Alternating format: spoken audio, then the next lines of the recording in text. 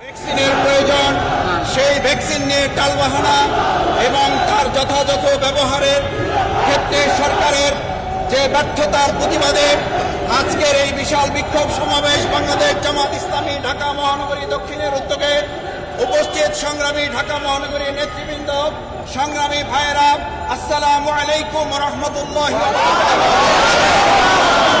দুঃখের সাথে জানাচ্ছি যে বাংলাদেশ সরকার যারা প্রতিষ্ঠিত আছে সম্পূর্ণ অন্যায়ভাবে মানুষের ভোটের অধিকার হরণ করে তারা এখন আমাদের চিকিৎসার অধিকার হরণ করার টালবাহানা করছে।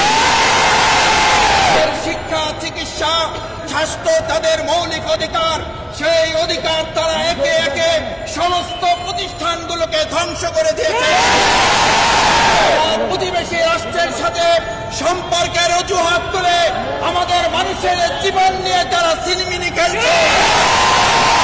আজকে প্রতিবাদ সমাবেশ থেকে আমি জানাতে চাই, অতি সত্বর ভ্যাকসিন সরবরাহ করে বিনামূল্যে বাংলাদেশের প্রত্যেকটি নাগরিকের কাছে পৌঁছে দেওয়ার সিদ্ধান্ত কার্যকর করতে হবে। সংগ্রামী ভাই বন্ধুগণ, আমরা আজকে দায়িত্বহীন করতে মনে করি যেই টালবাহানা সরকার করছে 47% মূল্য ভিত্তিতে প্রতিবেশী রাষ্ট্রের কাছে ভ্যাকসিন গ্রহণ করার প্রশ্নই ওঠে না। আমরা মনে করি ভ্যাকসিন দেশের বাইরে অন্য প্রতিষ্ঠান, অনেক দেশ এগুলো আবিষ্কার করছে, বাংলাদেশের আবিষ্কার করার চেষ্টা করা উচিত। আমাদের অন্য রাষ্ট্র যারা আমাদের কম মূল্যে দিবে মানসম্মত সেটি আমাদের ব্যবস্থা গ্রহণ করতে হবে। আমরা মনে করি সংগ্রামী ভাইয়েরা, সরকার যদি এটিতে ব্যর্থ হয় এই ব্যর্থতার দায়িত্ব নিয়ে তাদের পদত্যাগ করা উচিত।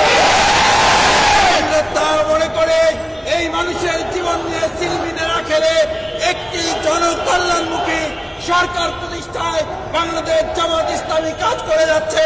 সেই লক্ষ্যে আগামী দিনের সকল আন্দোলন সংগ্রামে আপনাদের একসাথে আমরা রাজপথে ভূমিকা পালন করব।